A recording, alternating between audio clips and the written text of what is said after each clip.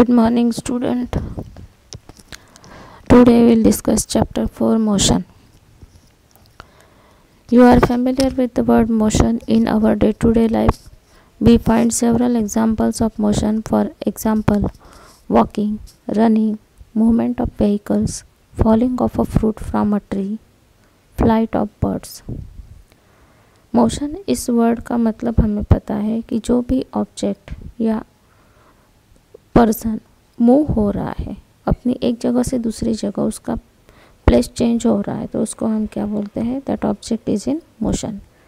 जैसे कि आप चल रहे हो, आप दौड़ रहे हो, या कोई व्हीकल रोड पे मूव हो रहा है, इवन कोई फ्रूट पेड़ से नीचे गिर रहा है।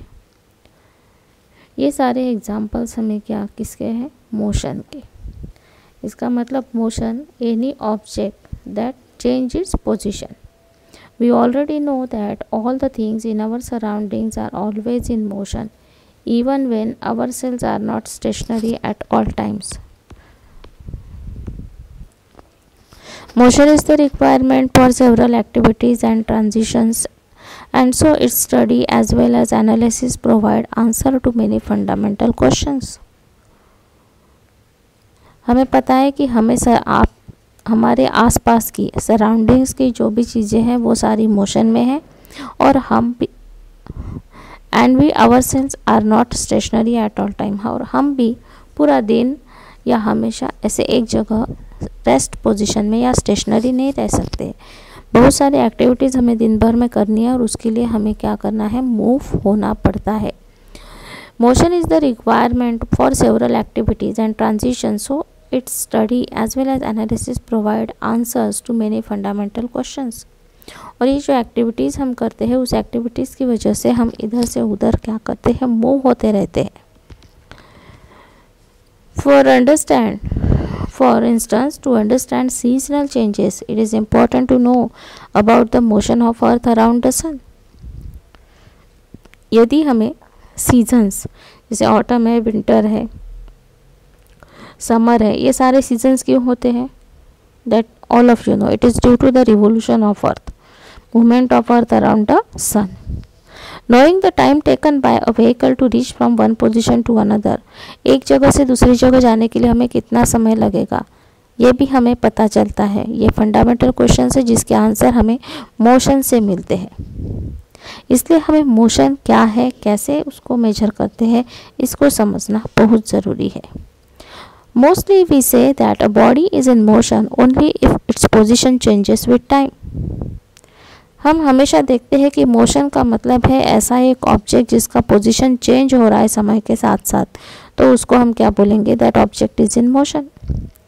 But is it possible that for one person the body seems to be in motion while for another the body is stationery?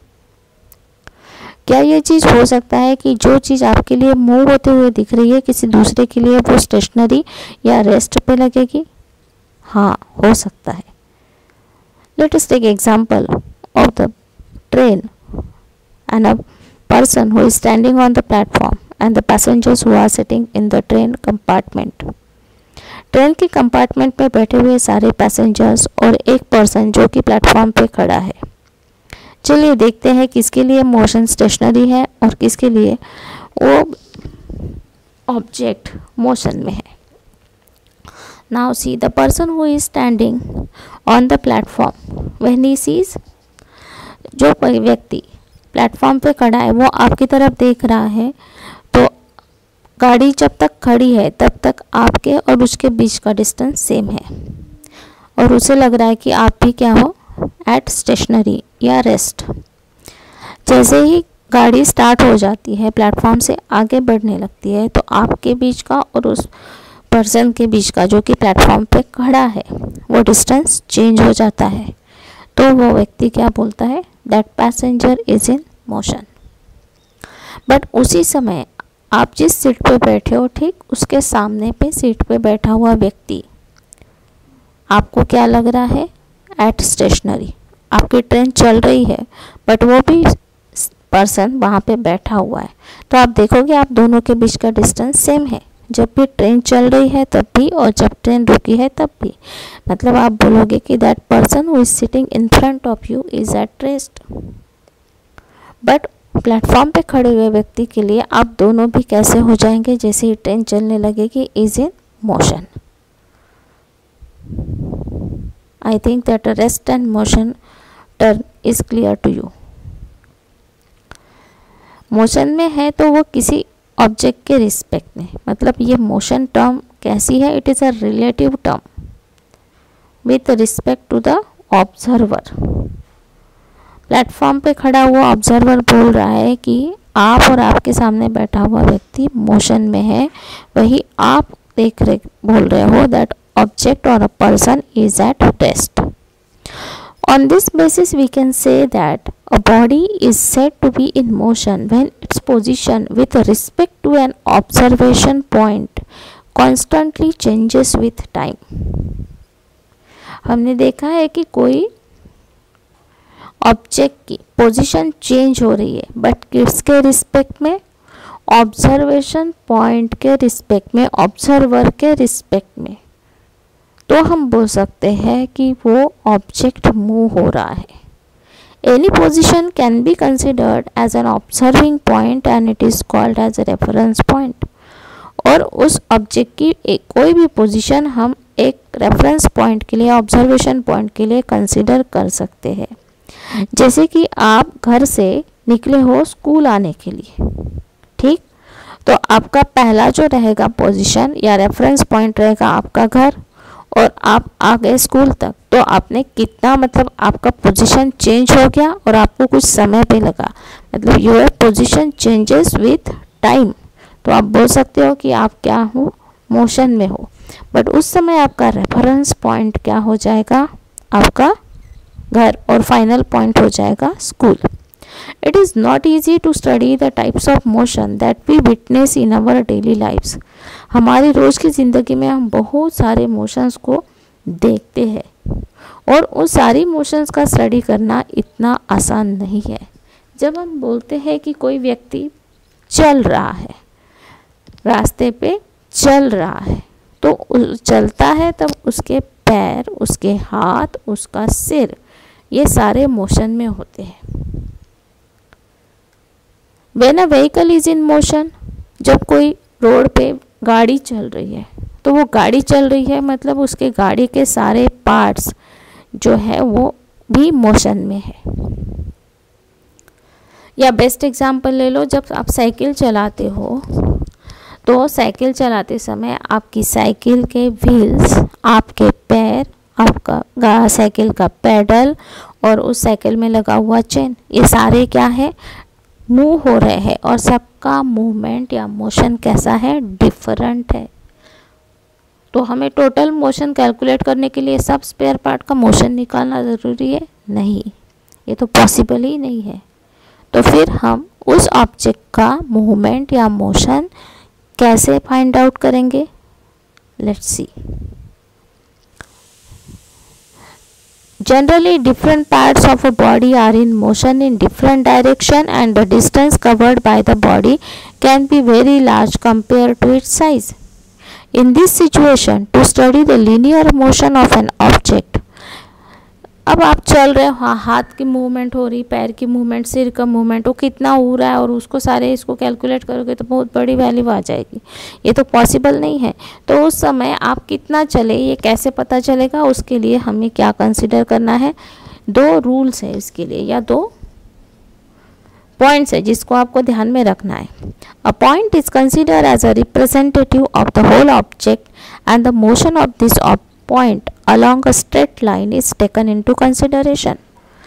जब आप चल रहे हो तो एक पॉइंट को आपको मानना है कि ये आपका रेफरेंस पॉइंट है, जहाँ से आप क्या करोगे, उस मोशन को काउंट करोगे। Representative of the whole object, आपकी पूरी बॉडी के लिए आपके पैर का एक, जहाँ पे आप ग्राउंड पे पैर रख रहे हो, पहला वाला पॉइंट जो है वो क्या हो जाएगा, आपका रिप्रेजेंटेटिव पॉइंट। और वो पॉइंट आपको कैसे चूज करना है? Where the complete centre means that point is such that the complete centre of the mass of the object seem to be located at this point. आपकी बॉडी का पूरा मास जो है वो जिस पॉइंट पे फोकस हो रहा है, कंसंट्रेट हो रहा है, उस पॉइंट को आपको कंसिडर करना है आपका रिप्रेजेंटेटिव पॉइंट या reference point. The motion of a train on a straight rail track, fall of a stone from a height are the examples of linear motion. जब आप सीधे चल रहे हो तो आपका मोशन कैसा है? लीनियर मोशन है। लीनियर मोशन की और एग्जाम्पल की बात करते हैं तो motion of a train on a straight rail track, एक सीधी पटरी पे जा रही ट्रेन, कोई रास्ते में आ गया तो मुड़ गया, ऐसा पॉसिबल नहीं है, वो सीधी ही जाएगी, तो उसका मोशन कैसा है? लीनियर मोशन है। और stone falling from a height, ऊपर से नीचे आ रहा स्टोन, सीधा ही आएगा। Fruit falling from a tree, these are the examples of linear motion. Linear का मतलब है स्ट्रेट लाइन मोशन, जो सीधे जा रहे हैं। बट उसको कैलकुलेट करने के लिए हमें दो चीज़ें लगेगी। पहला है आपका रिप्रेजेंटेटिव पॉइंट या रेफरेंस पॉइंट, और दूसरा है कि ऐसा पॉइंट है रेफरेंस पॉइंट जहाँ पे पूरे ऑब्जेक्ट का मास कंसंट्रेट हो। Let us see. I think that term is clear to you. How to calculate linear motion of an object. Let's see. The change in position of a moving object. An object begins its motion from a point O.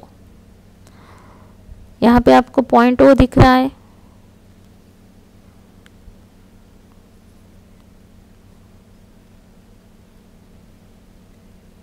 सबको point ओ दिख रहा है।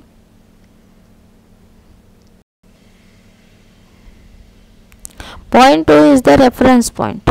यहां से object ने क्या किया? Move करना स्टार्ट किया।